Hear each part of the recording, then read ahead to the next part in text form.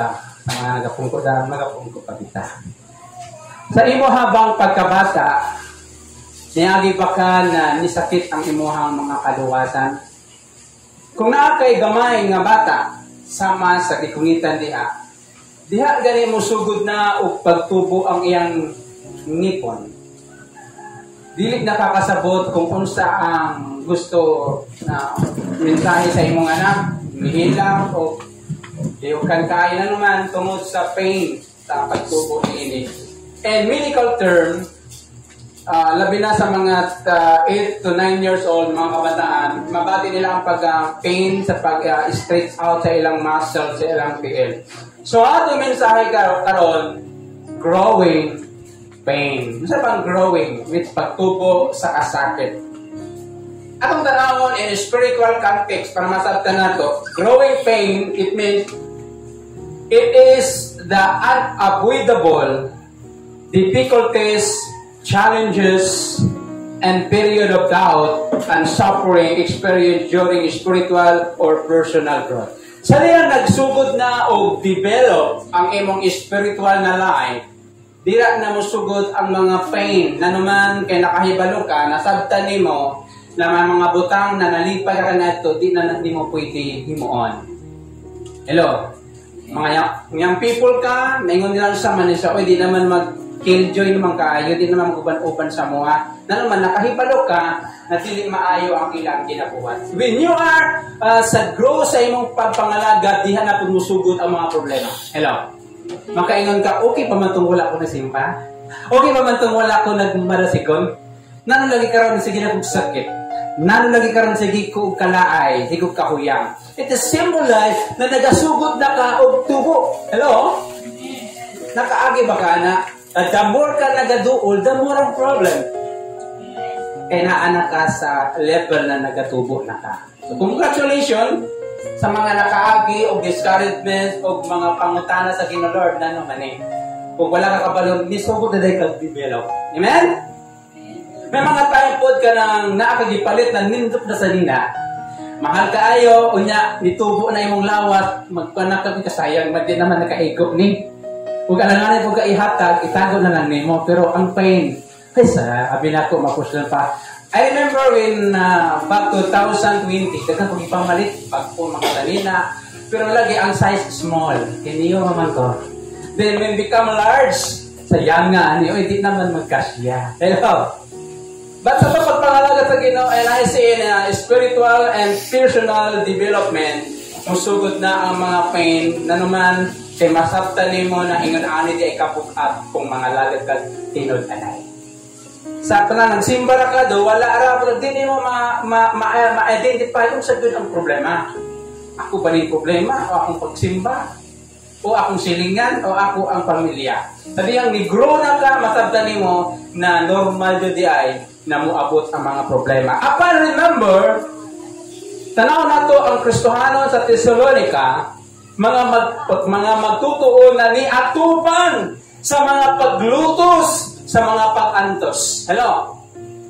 Sa ilang panahon, dili ka pwede mga lagad na harap-harapan. Dili ka pwede mo atong simbahan. Once ang imong pamilya, wala pa kay Kristo, kaya pwede ka ipapriso, pwede ka nila sumbadon, ulatahon, o tanan klase na pagpasakit physically. Munang dili ordinaryo sa ilang panahon. Iyat, apan, taliwala ni atong tanan ng mga pag-antos sa mga Thessalonian, they are experienced joy.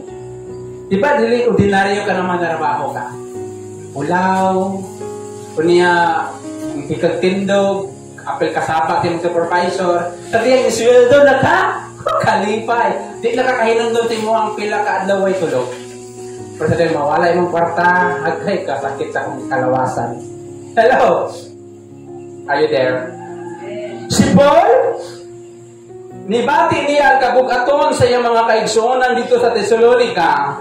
Pinaagi sa ilang mga pag-antos, apan malipayon gihapon sila, tungod kay nasabta nila, the more ang sacrifice, the more ang panalangin. Amen?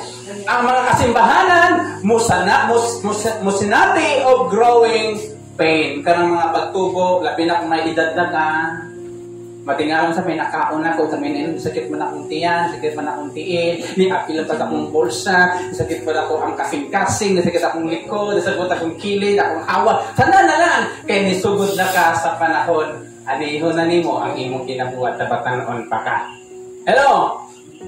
This seems sa pagpangalalay sa Ginoo. Dali mo masabta ng paano sa Ginoo. Dali ang nagkadugay na ka na matinadaanon sa Ginoo. Apa na ay tulo kas divine resources we have in times of suffering and persecution. Apa taliwala sa nag-aabot, nagpangalayo na problema na nasa imuha, mga kawaladon, mga balatian, mga pagtamay, apa na ay tulo ka mga resources na makatabang sa tuwa. Are you ready? Number 1, open your Bible in 1 Thessalonians chapter 2 verse 13. O kami usab sa walay paghonong nagpasalamat sa Dios. Tungod niini kaysa inyong pagdawat sa pulong nga inyong nadungog. Kita na mati diha. Say amen. Amen. Good. Gikan kanamo nga iya sa Dios kini inyong gisagop. Dili ingon nga pulong sa tao, kundi ingon nga maugayod ang pagkatinuod ang pulong sa Dios nagalihok sulod ninyo na mga magtuto. Unsa bay kadaganan na maluyat ka sa pagsimba? Kanang way kwarta? Way bugas? Daghan man ta. Ang problema, ang kasagaran, kana maiko ka sa wali. But remember, ingon ni Paul, sa diyan gidawat ninyo ang pulong dili sa tao. When Paul is speaking to the Thessalonian believers, gidawat nila ang sakit ng mga mensahe ni Paul, dili isip na si Paul mismo kundi ang Diyos. Hello? Number 1 resources na magamit mo panahon sa mga suffering and pain. First, God's words within us. Lahi ang word within us at word with us. Hello? We know the meaning sa pulong na Emmanuel, it means God is with us. But ang first resources na makatabang sa tuwa, the Word of God that within your heart and mind. Kung pangutanon ka ni San Pedro, mabutang panahon, musaka kag langit. Hop, hop, hop. Unya lang saka. John 3:16. Kung sa banasa. Simingon ka, the Lord is my shepherd. I shall not be one. Do you remember sa usa ka istorya sa usa kayang people nag-atin ng prayer meeting sa kabukiran? Tadi yang dia hatod niya yung kaubanan, isukay sa siya na lang isa. Yan na natikik. Ingon siya, chapter 16. The Lord is my shepherd, I shall not be one. Ingon siya, nakaraman ka, for God so loved the world. Hello! Dili pwede na ang paracetamol itambal mo sa sakit sa tigil. Pwede ba? Di po pwede na ang creamer is itambali masakit sa ulo. Ang pulong sa Ginoo, naka-intended kung asa sa pwede. That's why in suffering and pain, labi na kay bukol-bukol, na available na gumamela. I-haplak na, maayo na. Di ba pwede na nagbukol-bukol, butangan mo o paracetamol mo ang kupa. So, depende na sa tambal na dapat exclusive sa imong situation o palatian, the same sa pulong sa Ginoo. Hello? Kung pangutanong ka sa Ginoo, nag-regard sa isa ka bersikulo, isa ka milyon. Pila ka bersikulo ang naasa imo? Hello? Kung naa kay 100 bersikulo, 100 million sa. Paano kung Lord half bersikulo lang? Wala ko ka paluot ay sukpon. So, tagaan ka 5 pesos. Hello, are you there? Number 1 resources na makatabang sa tuwa panahon sa mga pag-antos o mga paglotos, God's Word within us. Bahalag sakit ang wali, bahalag maigok ka, magpaigok na lang ka kay sikan-gili kay madusumo ka. Na ako anak Lord. Sus, otro ko nang nagwali. Dili ka mutubo yung nanay son. Kay kinahanglan nimo dawaton bisag salamat Lord na nakita nimo akong kahimtangan. So number 1 resources sa ganito, God's Word within us. So kinahanglan nimo na moabri pod. Di ba nangapod po na ganun mong tudlo sa swipe, di ba? Anak-anak po, sa TikTok, sa Facebook, di ba? Pero sa pulong sa Ginoo, wala yun. Hello? Kung nandito ka matingala na gabi ka mag-emotion kaya ginatanan mo mga Korean drama, kila-kila.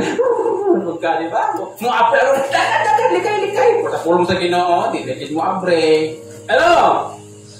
Number one, divine resources to help us in times of suffering and persecution is God's words within us. The church, ang iglesia sa Thessalonica na naligong pinaagi sa pulong sa Ginoo. Ang makaligon sa tuwa igsoon, dili ang pagkamalasikon sa pagkanta, kundi na kaysaad sa Ginoo. Hello? Mabot ang panahon na according sa Biblia, bawalan na ang pagpasok sa pulong sa Ginoo. So, di na tayo makabasa na. Pero salamat na mabot ang panahon na kuha sa Ginoo bago na mahitabo. The same na pulong sa Ginoo, nagdala ka na itong kaluwasan o naghatag ka na itong gahom sa pagkinabuhi ka Kristo o sa pagpadayon, taliwala sa mga pag-antos tungod kaniya. Apan na ay dapat nga tama nga right spiritual attitude toward the Word of God. What is the right spiritual attitude? In order the Word that God in us na maoy usa ka pamaagi sa mga pagsulay na makatabang sa tuwa is we must appreciate the Word. Ano sa man ang appreciate? It means to give value, to give importance. Kung importante sa imo ang cellphone, hello? Kung importante sa imo ang cellphone, musugot ba ka? Ulam-ulam mo na. Musugot ba ka na ihulong niya? Kung magsinumbagay mo. Musugot ba ka na kawaton na? How about the Word of God? Imuhan lang na. Diba? Word of God is only, karinanin ng mga Bible, pinakamahal is sobra 1,000. So, pinakabarato nga cellphone, 500, keypad, 300. But the Word of God, we cannot open it. In order na makapadayon ka, you need to value, you need to appreciate, you need to give importance the Word of God. Datang nabatian. Amen? According sa verse, did not receive in us the word of men, they receive it the word of God.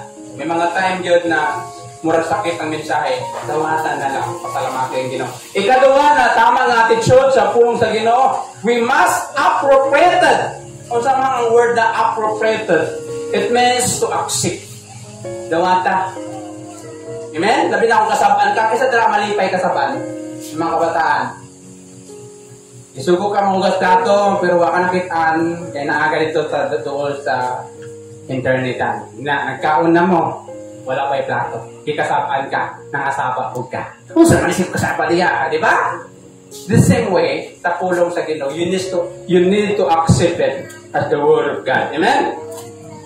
Appropriated, it means to accept or to welcome. Dawato mo, in order that the Word of God within us, you need to accept and welcome. And last, right attitude toward the Word of God, we must to apply. Hello? Bisat pag nakaibalo ka, unsa ang gamit sa iskinol, kung imo nang iligo, magwapa ba ka? Hello? Kung mupalit ka usa ka produkto, nakabutang dira unsaon paggamit. I remember na naayo sa ka tao na naibaboy na baktin.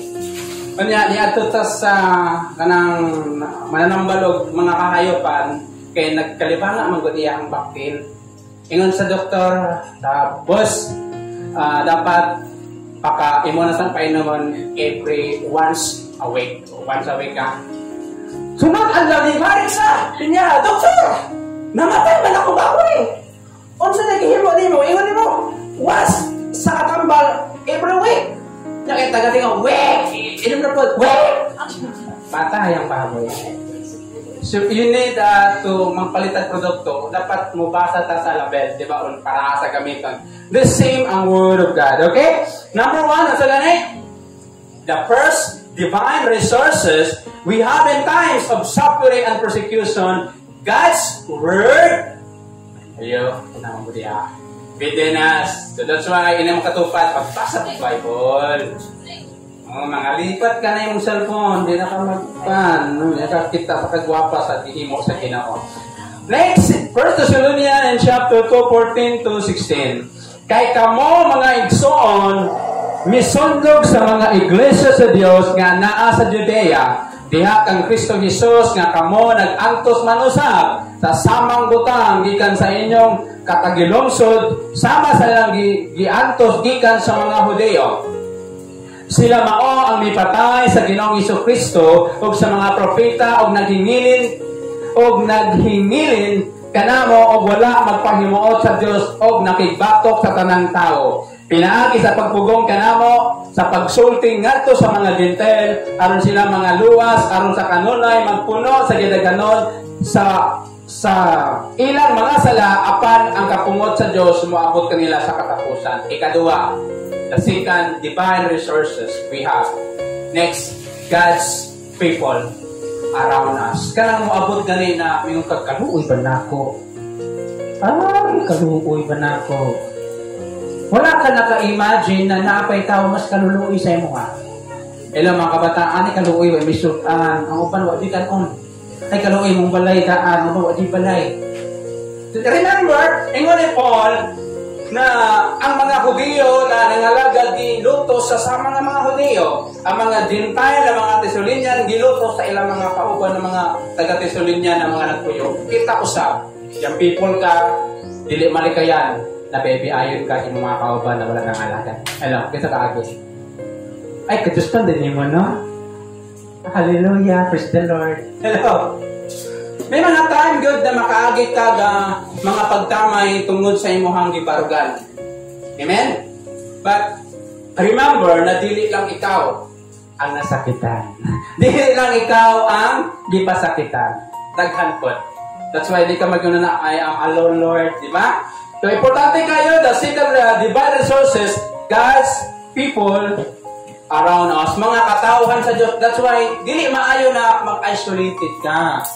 Mag-inusara ka sa daplin na naman mo ng paborito sa yawa na atakiyon. Kanang dili na ka mag-duol sa mga igsoon, sa pagpangalagad, tapalay na lang ka, ito, mag-pray man ko diri. Mauna, prone ka sa attack sa yawa, kay wala may mo back up sa imo for prayer personally na na-adjust yung mga tubangan. Amen?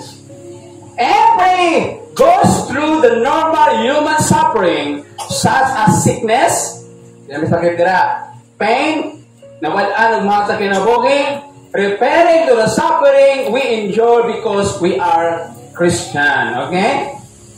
The Thessalonian church, imitator of the Lord and Paul, nanuman, they also imitators of the Jewish believer of their experience of persecution. Nahimo silang sumulunod sa mga magtutuon na Hudyo tungod sa mga nasinati nila nga mapag-antos. As I said kanina, may mga time yun na lutuson ka.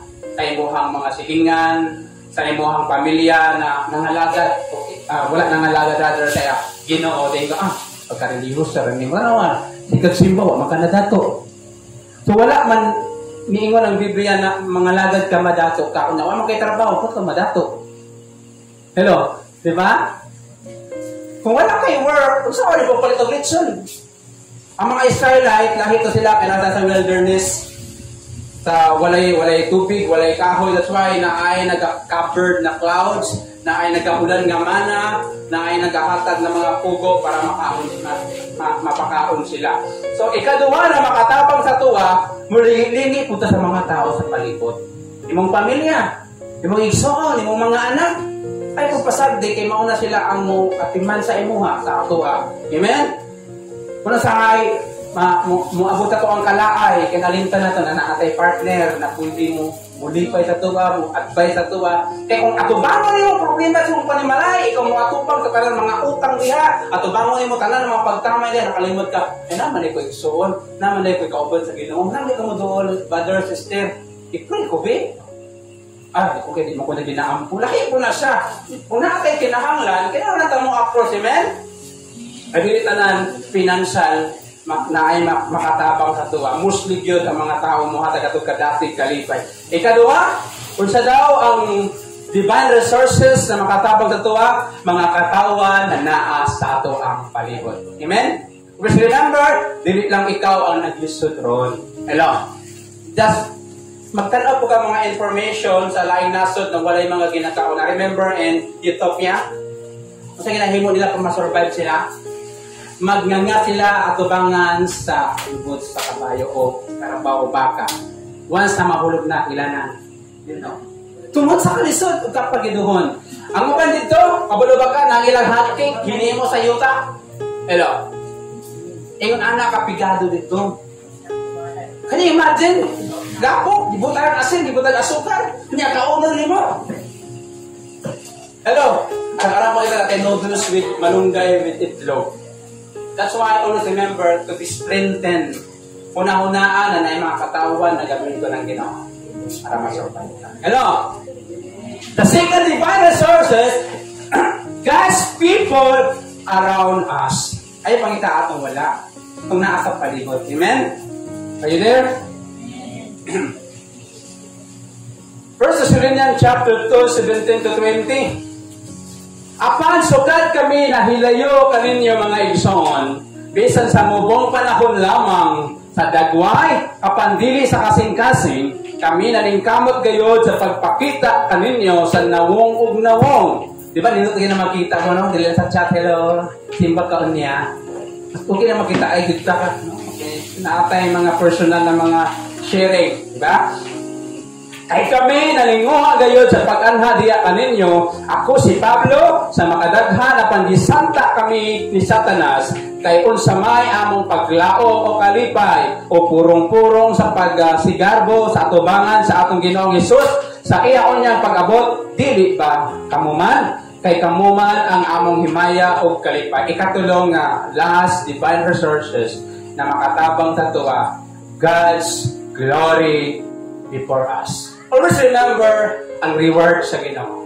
Always remember ang panalangin sa Ginoo na ihatag sa imo. Di ba ka na magtrabaho ka? 2 weeks ang sweldo. O, ito nga ito, Gensinas.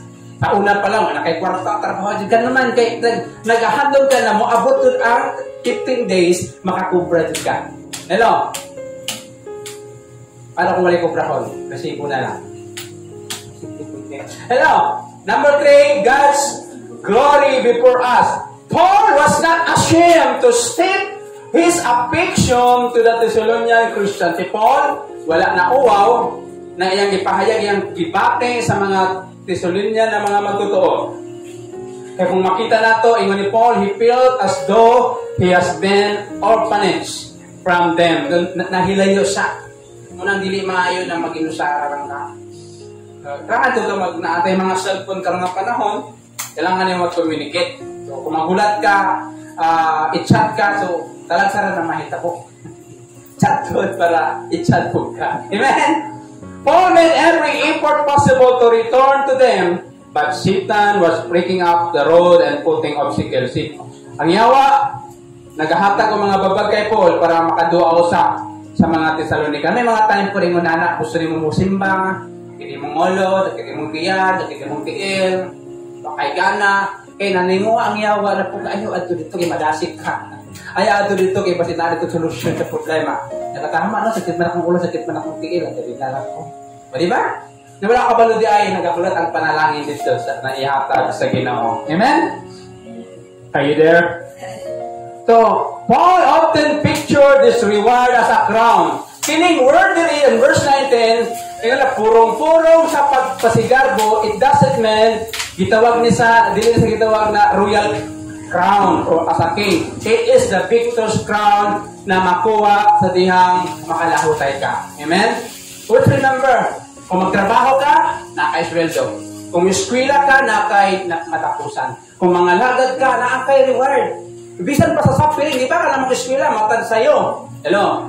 Wala kay pamasahe, baktas ka. O, kita na baktas diya. Wala kay kwarta, padapling ka. I remember when I was in high school, basta resist na nakakadaplin. Wala man ko'y balon. I remember, kasi piso, wala ko di pa balon sa kong lola. Pupri kayo, first God. Pero, na-ay mo libre kay pakopyahon man ako. Di ba? Kaya makagraduate ka, yes! Salamat. Kaya makasweldo ka. Wow, pero wala pa ka nakasweldo. Grabe yung problema. Grabe ang kakapoy, di ba? Pag pangalagad sa Ginoo, maupod na siya. Di ba ni mo makita karon apan giandam na sa Ginoo pohon.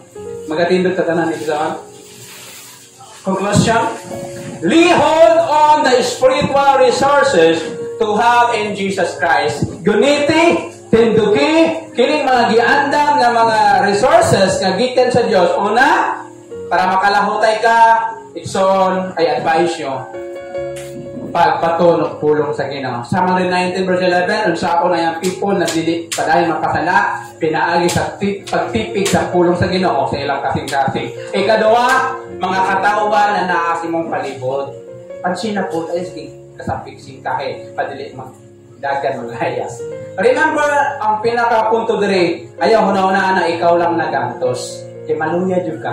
Na naapod na salamat sa Ginoo na di niya kapasali katulo sa reward na giandam niya sa ato. Sa atong itindugan karon Nixon, unsa ba ang pain na imong gagian karon? Financial? Lisod ka palit sa imong gusto? Sakit? Sakit imong kaluwasan na makaingon ka Lord, murag katapusan na ako ni. O kaha kanang naluya ka. So himo nimo karon Nixon, I invite you maduol ka sa Ginoo, itugyan ng tanan Lord, muna akong problema, I suffer financially, kulang sa budget ng trabaho, pero dili kaya ang budget, we need wisdom. How to manage everything we have. Sa pag-eskwela nimo, lisod ang mga subject, lisod ang pamasahe, lisod ang budget, sa pagsimba, layo mong balay, mamasahe pa ka. You ask the Lord to provide everything.